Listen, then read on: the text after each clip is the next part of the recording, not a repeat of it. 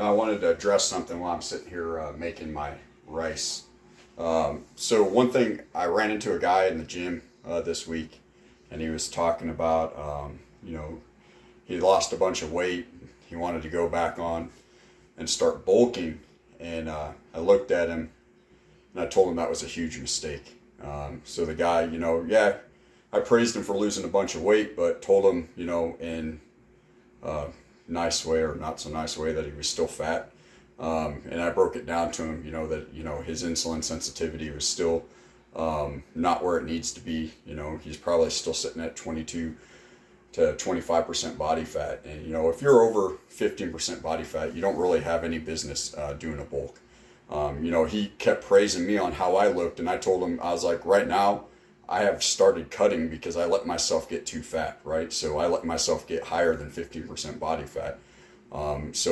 Every pound of muscle that I possibly would gain at this point, I probably would put on 10 pounds of body fat with it, so it's, the juice just isn't worth the squeeze anymore, right? So, if you're going to get into this lifestyle of bodybuilding or just, fitness in general, no matter what your goals are, if you're going to go into a bulk, you need to get down to 10, 12% body fat before you even decide that you want to go on a bulk. And these things called a lean bulk, that's bullshit, right? So you're still going to get freaking fat.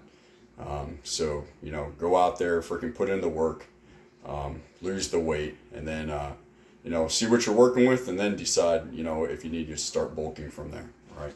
Out. All right, so here's another one of my favorites. You go to the gym and you see somebody that's 30, 40 pounds overweight, right? They got the physique of a prepubescent teenager. And they're doing isolation movements like single arm face pulls, or sitting in the lap machine sideways doing lat pulls. And you walk up to them, you ask them, what are you doing? They're like, I need to isolate my lats, to get my lats to grow. I need to isolate my rear delts, to get my rear delts to grow.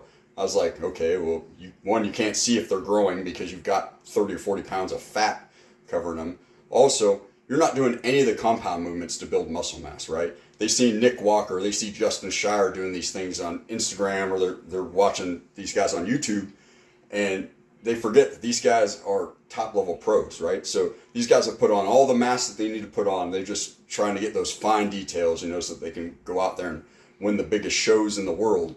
Why this person couldn't go to the teen novice division in, the Cupcake Federation, and they'd probably still finish last place, right? So go out there, do the work, do the barbell rows. You want to build some mass, you want to build those rear delts, do the barbell rows. Do the heavy stuff, right? Do the compound movements. Go out there, do the fucking work, stop being a bitch, right? And get it done.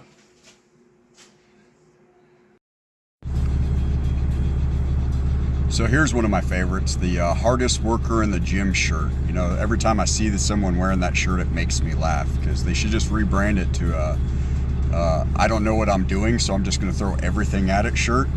Because when I see people wear those shirts, right, that's the same people that say, hey, I can't get my legs to grow, but they go and do 7 sets on deadlifts to failure, 5 sets of squats to failure, 5 sets to leg press to failure, and 5 sets to hack squats to failure, right? So copious amounts of annihilation, right? That's their idea. That's how they're going to get their legs to grow.